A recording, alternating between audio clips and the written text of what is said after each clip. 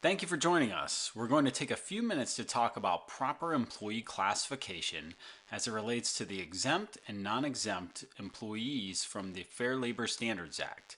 There's a lot to this subject when you look at wage and hour violations as a whole, such as independent contractors versus employees and FICA tip credit reporting, but we're going to focus primarily on the exempt classification today. My name is Matt Vady.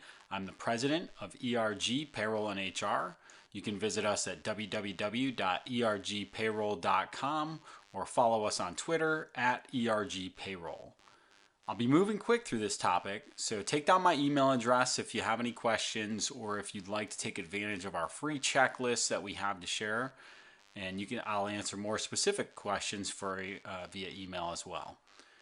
Our agenda is we're going to talk about why these classifications matter, what the FLSA exemptions are, some common errors employers make, and action items you can take to make sure you maintain compliance. Let's talk about why it's important to properly classify your employees as exempt or non-exempt. A, it's important to make sure that you're paying employees what they should be paid for the work performed. But B, do any of you recognize this app that the DOL created? This is a timekeeping app for your employees to track their hours and ensure that they're being properly compensated. While many DOL audits can be random, they're often triggered by employee complaints. I found this image on an attorney's website that was advertising all the different ways that an employee could track their information to build a case against their employer to get paid for hours that they worked that they don't feel they were properly compensated for.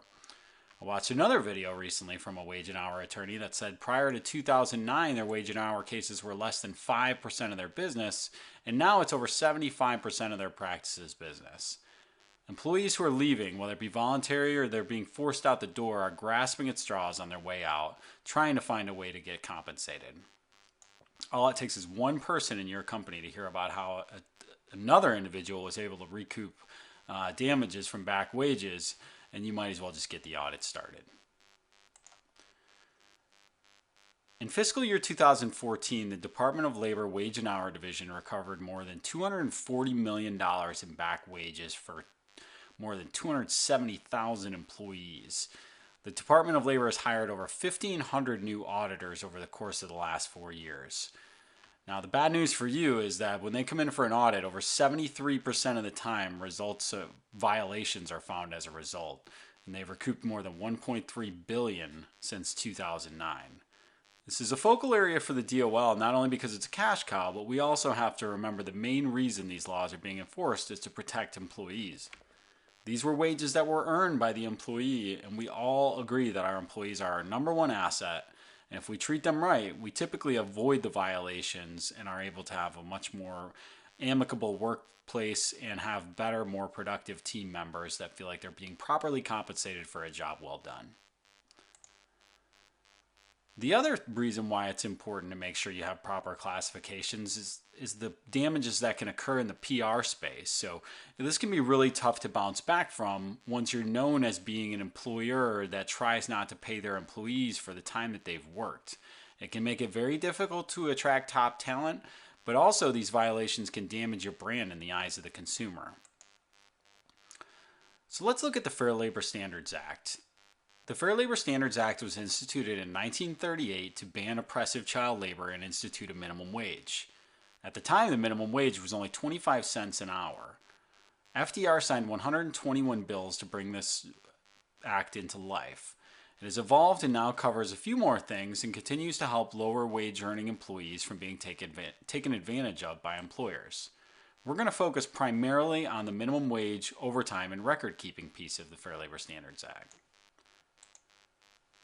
There are certain classes of employees that are exempt from these minimum federal requirements, particularly those just mentioned, the minimum wage, overtime, and record keeping. We're going to walk through what classifies someone for these 5 exemptions and some of the common mistakes that employers make when classifying individuals. There's a 2-part test for determining if someone is exempt. Oftentimes, people confuse the term exempt with any employee who is salaried and a non-exempt employee for anybody who is hourly. While that's often true, that's not the determining factor. The 2-part test that the DOL will conduct to determine proper classification It involves the type of work you do or your duties of your job combined with your salary basis that make you exempt. So the salary basis test states that someone must make at least $455 a week or $23,660 a year in salary, and that amount cannot be reduced based on the quality or quantity of the work performed. There are a couple minor exceptions to this, but it is a really good starting point if you want to look at your jobs and try to determine if they will qualify for exempt status. The second part of the test is the primary duties of the employee. The key word here is primary. Radio Shack was infamous for their case where they were calling all of their employees store managers while they were doing many tasks that were not considered management level tasks, and they were trying to pay them a salary as a result of the title. They were dinged for nearly $30 million, and this opened the eyes of employees and employers around the country as to the difference between a title and the actual duties performed, as this was a very well publicized case. Let's take a look at each of these types of exemptions in a little more depth. We'll start with the executive exemption. An executive is somebody like a CEO, a controller, a vice president, or director.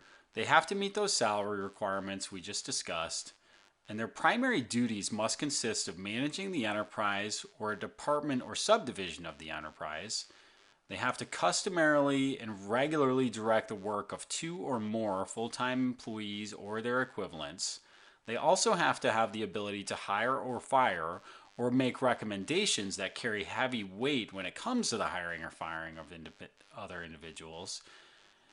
And they have to be able to use independent judgment and spend 20% of their, not more than 20% of their time focused on activities that are not closely related to the executive work.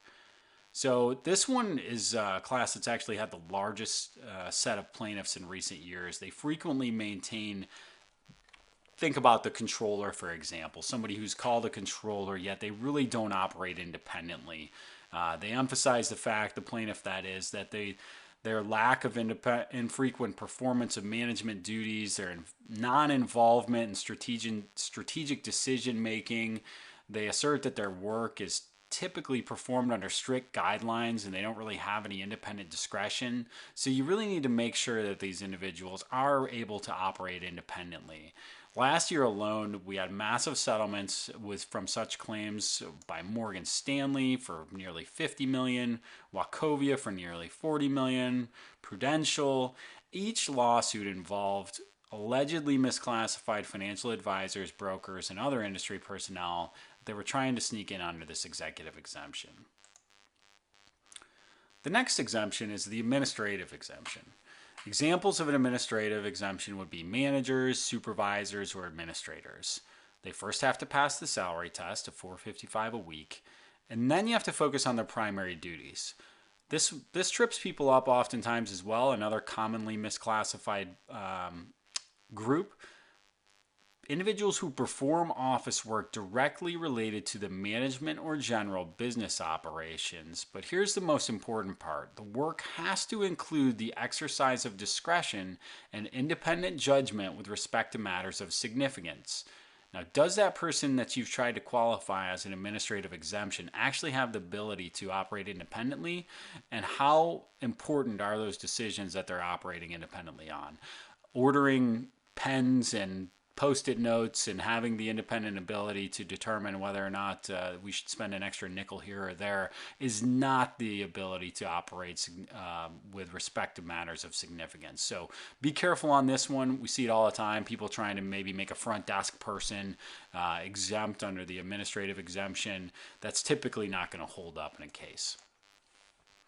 The professional exemption, learning creative. Examples of this are accountants, nurses, engineers, composers, graphic designers. The learned professional has to perform primary duties that performance of work that requires advanced knowledge, typically well beyond high school, and in a field of science or learning more often than not. Consistently includes the exercise of discretion and independent judgment. And the creative professional is consists of performing work that requires invention, imagination, originality, or talent in a recognized field of artistic or creative endeavor. This is a less violated category because it seems pretty straightforward when you look at people that fall into this. Computer related. So examples of people that fall into the computer related exemption are network or database analysts, developers, programmers, software engineers. So they do have a slight difference here with the salary test. They also can come in at $27.63 an hour and pass for this exemption on the first part of the basis. Their primary duty must consist of the application of system analyst techniques and procedures, or the design, development, documentation, analysis, creation, testing, or modification of computers, the design, documentation, testing, creation, or modification of programs, or a combination of these duties which require the same level of skills. Once again, oftentimes less violated because people know it when they see it when it comes into computer-related exemptions.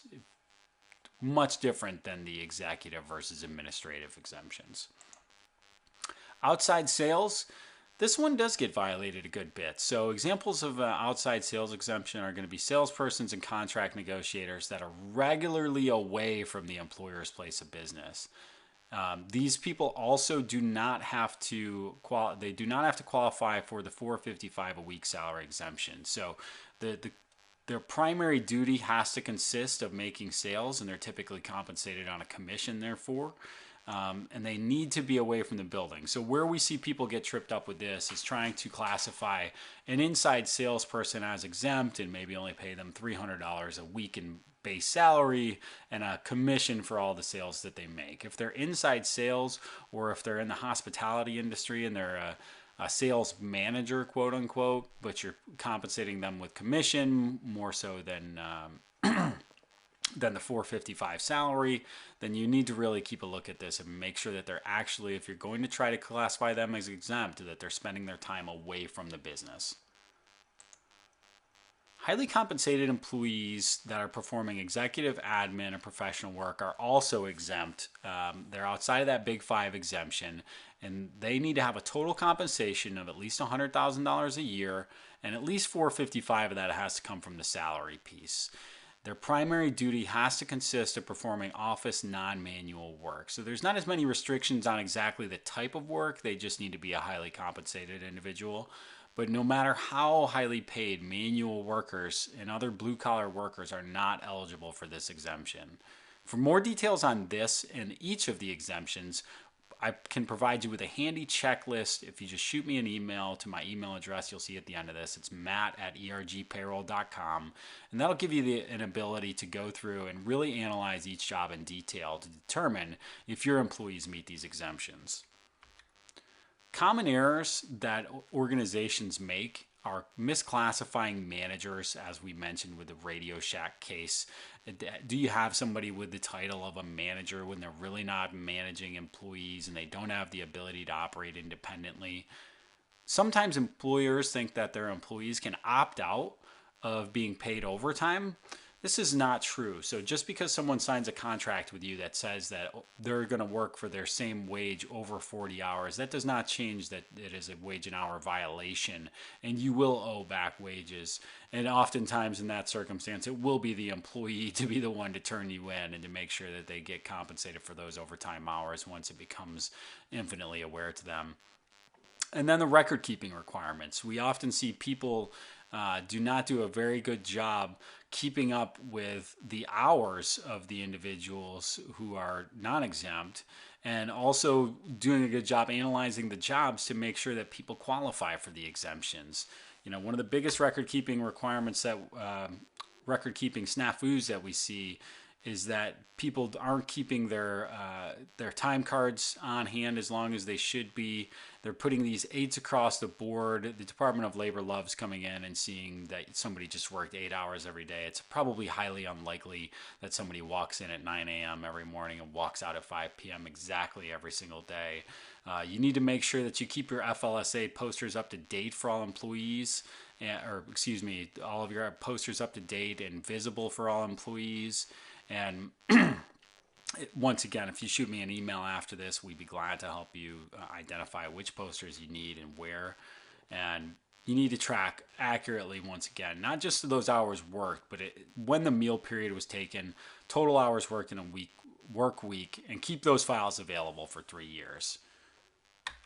So action items you can take as an employer to ensure compliance is audit the classifications of your jobs and ensure policies are in place to accurately depict what employees are doing in their current position and what you expect from that job. And review the job descriptions that you have. And this is a great time to do a job analysis. It can be a great tool to help ensure that they're properly classified, but also help you in the instance that an employee disputes it down the road. You'll have records indicating your position. So look at what an employee does on a day-to-day basis. Make sure it aligns with the primary duties that fit into the exemptions, and have the employee help in the process to determine what they're actually doing on a daily basis. And make sure you keep accurate payroll records and be proactive with the whole thing. It will fare a lot better in case of an audit if you've taken the steps necessary to make sure that your employees are properly classified. Free resources available, as I mentioned. You can shoot me an email at matt@ergpayroll.com, or you can go to our website where we have tons of free resources available out there for employers. And we have things like FLSA exempt versus non-exempt checklists and guidelines. We have record-keeping guideline forms and plenty of different things out on the website that you can go to. I appreciate you very much taking your time with us today. And if there's anything we can do for you to help your organization improve your payroll, HR, or timekeeping processes, please let me know. Thanks, and have a great day.